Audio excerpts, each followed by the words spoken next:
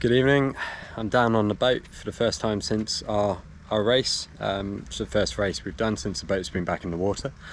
One of the things we noticed during that race, it was quite light winds, but when we were headed upwind on a starboard tack, we were great. We're one of the faster boats on the water, well, in our fleet, which is cool. But on a port tack, we're rubbish. We just could not point as high. The mainsail was set identically on both tacks. The Genoa cars, which are these little things here that adjust your sheeting angle to your headsail, were in the same position on both tacks. So other than that, we figure it can only really be the rigging, whether or not the mast is in column, i.e. straight and not pulled to the left or right.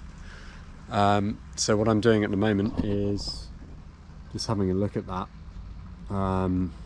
I've used the main halyard to kind of measure to different points on the boat, and it does appear as though top to bottom it is, well, the top is over the center of the boat. However, when I run the halyard directly down the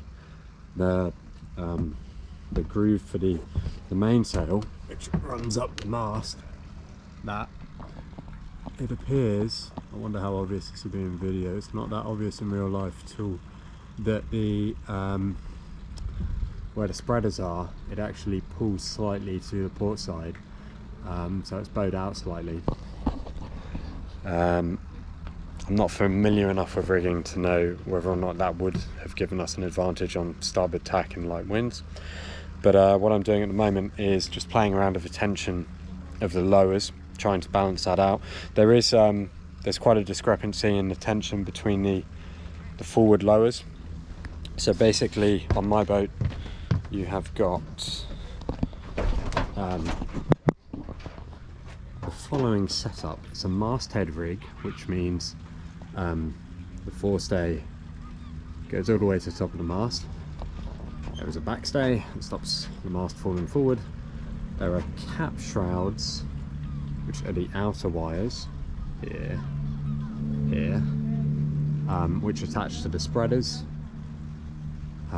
which provide a bit of bend to the mast. In the middle they push it forward because I've got swept spreaders, and they also provide lateral stability obviously and stop the mast falling off sideways. And I have these lower wires. Don't know what the best angle to show them is, probably from the side. There are these forward lowers, basically they kind of assist the spreaders in popping the mast out, or at least they stop it reversing back on itself. And then you have these aft, I'm calling them spreaders, stays, that stop the mast pumping forward too much. The aft ones typically aren't under much tension. The forward ones are more tunable. So yeah, I'm just trying to play around with those, adjust the length of them, see whether or not I can get that mast straight in column. Because only being able to perform well on one tack, it kind of worked for us that night, but it's not going to work for us on most race occasions. So yeah. To measure tension in wire rigging, you have something called a loose gauge, and what you do is basically, can I do this one-handed? Probably not. Pop those over the wire. Really, hold on. Camera work. Pop that spring held thing over the wire, and it gives you a number. So that's 19. You look at the size of your wire. Mine's 5mm. Go to where 19 would be, so just above that, and it says it's at 8% of the wire's breaking strain, and it's a 200 kilogram tension on that wire.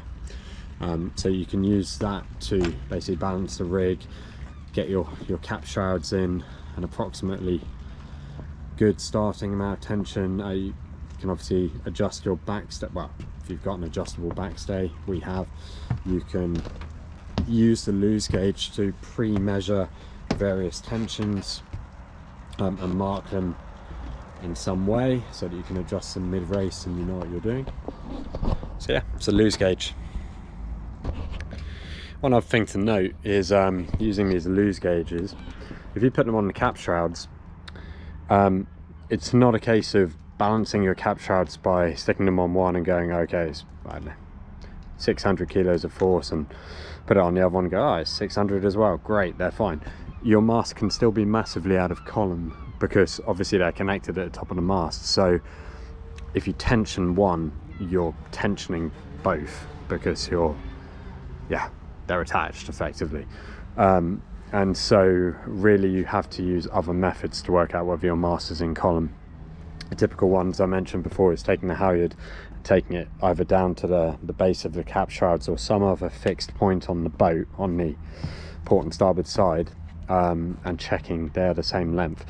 Gets marginally more irritating when you have like what I have, which is a sheave box, which is a box with pulleys in. I don't know if you can even see it on camera at the top of the mast, but you can possibly see the halyard doesn't come out of the center of the mast, it's slightly offset. It could be on the left or the right, so you do have to marginally take that into account when doing those measurements. However, when you're adjusting lowers, they are not so related because there's other factors holding the mast up, mainly the cap shrouds.